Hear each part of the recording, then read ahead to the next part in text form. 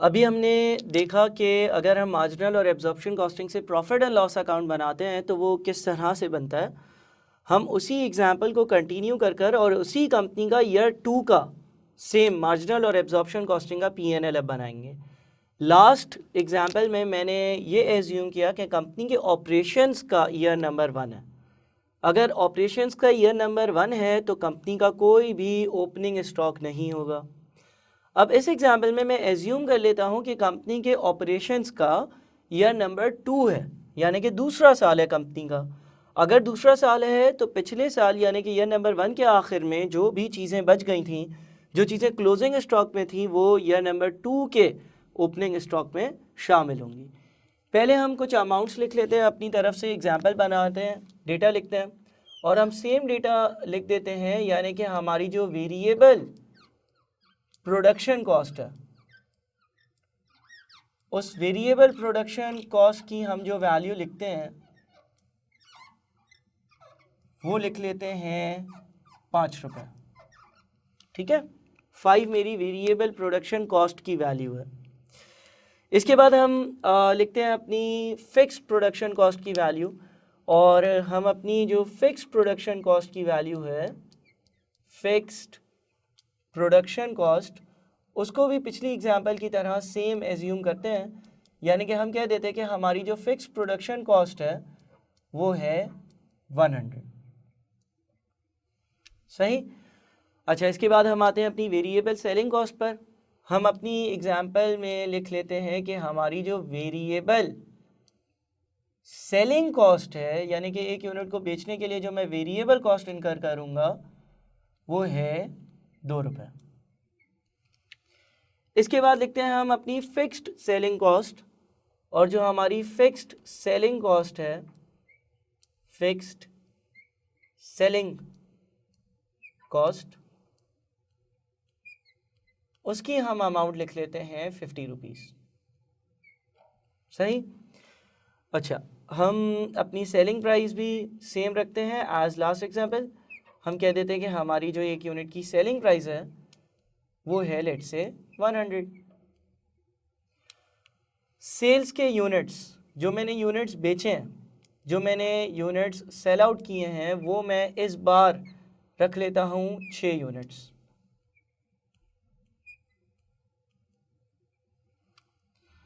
और जो प्रोडक्शन के यूनिट्स हैं, उन प्रोडक्शन के यूनिट्स को मैं रख लेता हूँ 5 यूनिट्स। सही। यहाँ पर डिफरेंस मैंने क्रिएट किया। लास्ट एग्जाम्पल में मेरे सेल्स के यूनिट्स 4 थे और प्रोडक्शन के यूनिट्स 5 थे, जबकि यहाँ पर मेरे सेल्स के यूनिट्स 6 हैं और प्रोडक्शन के यूनिट्स 5 हैं। अच्छा, हम ये कह रहे हैं कि कंपनी के ऑपरेशंस का ईयर नंबर 2 है। अगर ईयर 2 है ऑपरेशंस का तो मोस्ट लाइकली कंपनी के पास कुछ ना कुछ स्टॉक होगा, और हमारी जो एग्जांपल कंटिन्यू हो रही है उसके हिसाब से जो हमारा पिछले साल का क्लोजिंग स्टॉक था, जो लास्ट ईयर का क्लोजिंग स्टॉक था, वो इस साल का ओपनिंग स्टॉक बनेगा। ठीक है। और लास्ट ईयर का जो क्लोजिंग था ईयर 1 का, वो क्योंकि ईयर 2 का ओपनिंग बनेगा, हमारे पास 2 तरह के स्टॉक्स थे। जब हम मार्जिनल कॉस्टिंग कर रहे थे, जब हम अपनी मार्जिनल कॉस्टिंग अप्लाई कर रहे थे, मार्जिनल कॉस्टिंग के हिसाब से मेरा जो स्टॉक था उसमें 1 यूनिट बचा था, और उस 1 यूनिट की जो वैल्यू थी ना वो थी 5। जब मैं एब्जॉर्प्शन कॉस्टिंग कर रहा था, एब्जॉर्प्शन कॉस्टिंग के हिसाब से जो 1 यूनिट की वैल्यू थी, क्योंकि उसमें फिक्स कॉस्ट का भी कुछ पोर्शन शामिल था, हमारे पास 1 यूनिट बचा था और उस 1 यूनिट की जो वैल्यू थी वो थी 25 रुपये। सही। ये हमारे पास सारी की सारी जो वैल्यूज़ थी वो है। अब हम आते हैं अपने प्रॉफिट एंड लॉस अकाउंट पर, और हम फॉर्मेट देख चुके हैं, हम ईयर 1 के P&Ls बना चुके हैं, तो हम थोड़ा सा क्विक प्रोसीजर रख सकते हैं और हम अपना मार्जिनल कॉस्टिंग का P&L सबसे पहले बनाते हैं। यानी कि मैं अपनी हेडिंग डालता हूँ प्रॉफिट एंड लॉस अकाउंट की, प्रॉफिट एंड लॉस अकाउंट, और अभी मैं जो प्रॉफिट एंड लॉस अकाउंट बना रहा हूं वो बना रहा हूं एज पर मार्जिनल कॉस्टिंग। सही, मार्जिनल कॉस्टिंग के हिसाब से मैं अपना प्रॉफिट एंड लॉस अकाउंट बनाता हूं। अब हमारे पास सबसे पहली चीज जो आएगी वो होगा सेल्स रेवेन्यू। सेल्स रेवेन्यू कितना होगा? मैं यहाँ पर इस बार ये कह रहा हूँ कि मैंने 6 यूनिट्स बेचे हैं और एक यूनिट जो है वो मैं 100 रुपीज़ का बेचता हूँ, तो 6 यूनिट्स के 100 रुपये के हिसाब से टोटल जो सेल्स रेवेन्यू का अमाउंट बनता है वो है 600 रुपये। इसमें से अगर हम लोग मार्जिनल कॉस्टिंग अप्लाई करते हैं तो हम माइनस करते हैं सारी की सारी वेरिएबल कॉस्ट्स।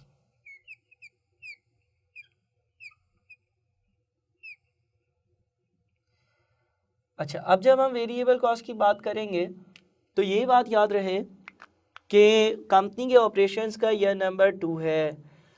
अगर कोई चीज़ पिछले साल के क्लोजिंग स्टॉक में थी वो इस साल के ओपनिंग स्टॉक में होगी, यानी कि हमारे पास जो मार्जिनल कॉस्टिंग के हिसाब से ओपनिंग स्टॉक आएगा वो लास्ट ईयर के क्लोजिंग स्टॉक के बराबर होगा। और वो ओपनिंग स्टॉक आएगा कितना? देखो, मार्जिनल कॉस्टिंग के हिसाब से एक यूनिट जो है मार्जिनल कॉस्टिंग के हिसाब से उसकी वैल्यू 5 रुपये थी क्लोजिंग स्टॉक की लास्ट ईयर, वो मेरा ओपनिंग बन जाएगा। सही। इसके बाद हम बात कर लेते हैं प्रोडक्शन की। हमने इस साल कितने यूनिट्स की प्रोडक्शन करी है? हमने इस साल जो प्रोडक्शन करी है वो इन टोटलिटी 5 यूनिट्स की प्रोडक्शन करी है, और उनकी वैल्यू अगर 5 रुपीज़ के हिसाब से, क्योंकि हम लोग जब मार्जिनल कॉस्टिंग करते हैं तो एक यूनिट जो है वो वैल्यूड होता है एट वेरिएबल प्रोडक्शन कॉस्ट के, तो इन 5 यूनिट्स की जो टोटल वैल्यू बनेगी वो बन जाएगी 25 रुपये। और फिर हम माइनस करेंगे क्लोजिंग स्टॉक। अब हमारे इस वाली एग्जाम्पल में जो क्लोजिंग स्टॉक होगा वो ज़रा देख लो कि कितना होगा। वो होगा 0। क्यों 0 होगा? देखो, आपने कितने यूनिट्स बेचे हैं? 6 यूनिट्स बेचे हैं। आपके पास साल के शुरू में कितने यूनिट्स थे ओपनिंग स्टॉक में? 1। आपने मजीद कितने बनाए? 5। 5 और 1 कितने होते हैं? 6। और 6 के 6 यूनिट्स अगर बेच दिए तो आपका क्लोजिंग स्टॉक 0 होना चाहिए, आपके पास कुछ भी नहीं बचा। अब इसको अगर नेट ऑफ करते हैं तो हम ये कहेंगे कि भाई 30 रुपये हमें इधर से एक्सपेंस आउट करने हैं। ये हो गया हमारा वेरिएबल प्रोडक्शन कॉस्ट का अमाउंट। सही। और फिर हमें अपनी वेरिएबल सेलिंग कॉस्ट भी माइनस करनी होगी। मैं यहाँ से कंटिन्यूएशन करता हूँ।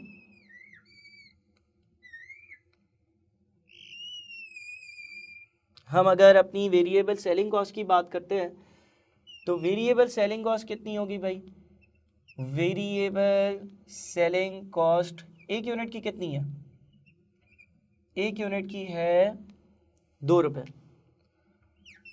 कितने यूनिट्स बनाकर बेचे? 6।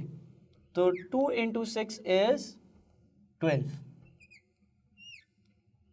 ठीक है। अब आ जाएगी हमारी कंट्रीब्यूशन, और ये कंट्रीब्यूशन किस तरह से आएगी, कैसे आएगी, कितनी आएगी? 600 में से 30 माइनस करो और 12 माइनस करो। जब 600 में से 30 और 12 दोनों माइनस कर दोगे तो बच जाएगा 558 रुपीज़। सही। आपने 42 रुपीज़ माइनस करने थे 600 में से, कंट्रीब्यूशन आ गई 558। फिर मार्जिनल कॉस्टिंग में क्या करते हैं? फिर हम लेस करते हैं अपनी सारी की सारी फिक्स्ड कॉस्ट्स। फिक्स्ड कॉस्ट में कौन कौन सी कॉस्ट है हमारे पास? हमारे पास फिक्स प्रोडक्शन की कॉस्ट है और फिक्स्ड सेलिंग कॉस्ट है। तो हम यहाँ से माइनस करते हैं अपनी फिक्स्ड प्रोडक्शन कॉस्ट,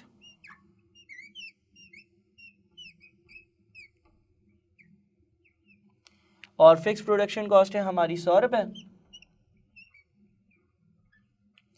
एंड हमारी जो फिक्स्ड सेलिंग कॉस्ट है वो है 50 रुपये।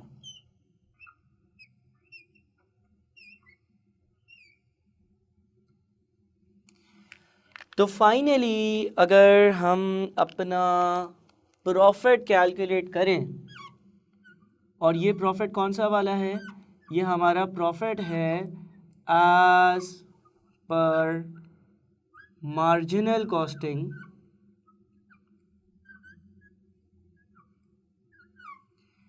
हमारा जो प्रॉफिट आएगा एज पर मार्जिनल कॉस्टिंग वो आ रहा है, आप अगर 558 में से 150 और माइनस कर दो तो 408। सही, ये है हमारा प्रॉफिट एज पर मार्जिनल कॉस्टिंग। जो हमारा मार्जिनल कॉस्टिंग का प्रॉफिट आ रहा है वो 408 रुपये है। सही, हमने अपना सेकेंड ईयर का मार्जिनल कॉस्टिंग का प्रॉफिट एंड लॉस अकाउंट बनाया है। अब हम सेम डेटा से अपना एब्जॉर्प्शन कॉस्टिंग का प्रॉफिट एंड लॉस अकाउंट बनाएंगे। ये बात याद रखना कि ये हमारा जो प्रॉफिट एज पर मार्जिनल कॉस्टिंग आ रहा है 408, शायद ये हमारे एब्जॉर्प्शन कॉस्टिंग के प्रॉफिट से मैच ना करे, तो फिर हम देखेंगे कि डिफरेंस क्यों आया। बहरहाल अभी आपने ये सारी चीज़ें नोट करनी है, और उसके बाद फिर हम अब एब्जॉर्प्शन कॉस्टिंग का P&L बनाते हैं और फिर दोनों को कंपेयर करते हैं। जो डिफरेंस की रीज़न होगी, अगेन वो याद रखना कि यहाँ पर आपने फिक्स कॉस्ट की, फिक्स प्रोडक्शन कॉस्ट की क्या ट्रीटमेंट करी। देखो इस साल की फिक्स प्रोडक्शन कॉस्ट कितनी थी, 100 रुपीज़, और मैंने यहाँ पर अपनी जो फिक्स प्रोडक्शन कॉस्ट माइनस करी है प्रॉफिट एंड लॉस अकाउंट में, वो भी 100 रुपीज़ करी है। हम ये अगर याद रख लें और ये मालूम कर लें कि फ़िक्स प्रोडक्शन कॉस्ट की क्या ट्रीटमेंट है, तो हमें रिकन्सिलिएशन आराम से समझ में आ सकती है। फ़िक्स प्रोडक्शन कॉस्ट इस साल के 100 रुपये थे, और वो 100 के 100 रुपये मार्जिनल कॉस्टिंग में इसी साल एक्सपेंस आउट में। जिस तरह से फ़िक्स प्रोडक्शन कॉस्ट पिछले साल की मार्जिनल कॉस्टिंग और एब्जॉर्प्शन कॉस्टिंग जब हम कर रहे थे तो 100 रुपये थी, और मार्जिनल कॉस्टिंग में वो 100 के 100 रुपये एक्सपेंस आउट हुए थे, जबकि एब्जॉर्प्शन कॉस्टिंग में उन 100 में से 20 रुपये स्टॉक में शामिल हो गए थे और बाकी 80 रुपये एक्सपेंस आउट हुए थे। इसी वजह से हमारा जो इस साल का एब्जॉर्प्शन कॉस्टिंग का ओपनिंग स्टॉक होगा वो 20 रुपये ज़्यादा है as compare to marginal costing.